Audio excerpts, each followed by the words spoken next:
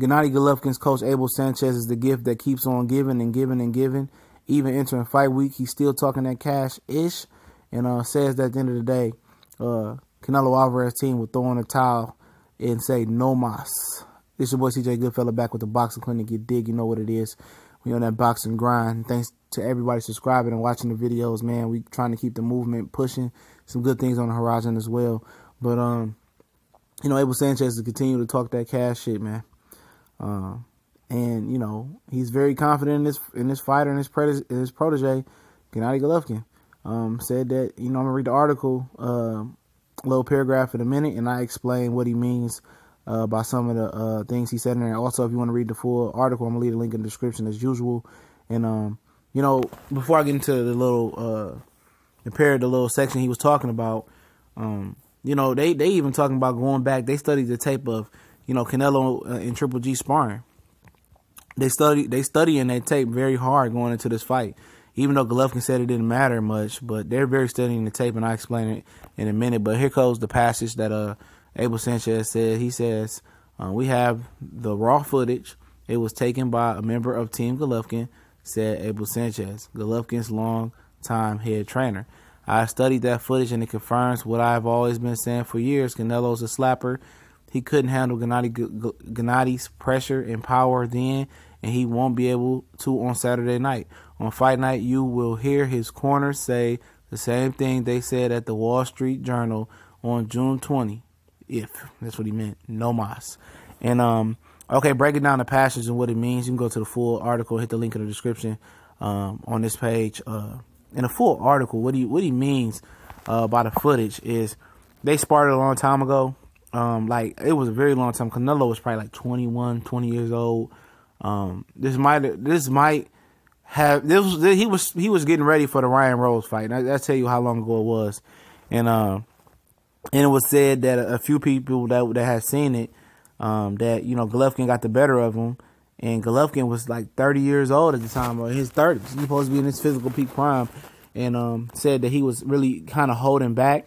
But he was, legitimately hurting Canelo, and was close to stopping Canelo.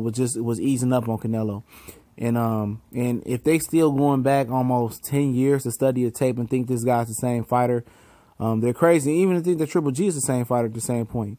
He was more physical prime, even though his game has never been predicated on speed and power. I mean, just on speed and athletic ability. It's predicated on power, obviously. These guys have definitely got better, but they feel that his feet, ain't good enough to handle the pressure and the power. And, I think I agree with him. I just see him gravitate to the ropes too much and take too much punishment. He ain't going to be able to rope a dope Gennady Golovkin. He ain't going to get hurt in there, in my opinion. If you watch the prediction video, go check it out. I did it Monday. Should be in the archives. Breakdown prediction, Golovkin, Canelo. Look it up if you haven't seen it and get the full gist. I did a 20-minute breakdown. Probably my longest one to date. But, call him a slapper. We already went over that before, but he means about the Wall Street Journal is they did a rock'em sock'em little thing, rock'em sock'em robots for the people that's old enough to remember what those is. When the two robots in the middle of the ring and they punching and then the head pops up and then you win. And I guess somebody from Canelo team yelled no mas there, but apparently Triple G team, well, at least Tom Lawford, the head promoter at K2 Promotions, one of the head guys, says that Golovkin beat Canelo 4 times out of 5 and let him win the 4th time or something like that, and then beat him the 5th time in Rock'em Sock'em Robots. And they said that's a preview of what's to come Saturday night. And Triple G team is super confident that they just know, they already know the future. They already pretty much celebrating him winning this fight. There's no second thoughts in their mind that they're going to destroy Canelo and grind him up and leave ground cinnamon on the canvas. It's just no doubt in their mind. I can just tell how confident, the promoter of K2, Tom Lawford is talking. Abel Sanchez is talking very confident, and Golovkin is even talking cash shit. Even if he talks cash shit, it doesn't matter because nobody understands the English really he's saying, so it doesn't make headlines. But Sanchez is really talking shit. Loeffler is now talking shit. The closer the fight is getting, they putting more pressure on Canelo. And I think at the end of the day, You know, them saying all this shit, could it potentially come back and bite them in the ass? Yes. And we know Abel Sanchez is a guy that stands up, and, you know, if he's wrong, he's wrong. He'll say it. He ain't going to tell you why it went wrong and everything like that. And we haven't seen Gennady Golovkin, be wrong or face adversity in the ring. Even in the Danny Jacobs fight, I don't think he really faced any serious adversity.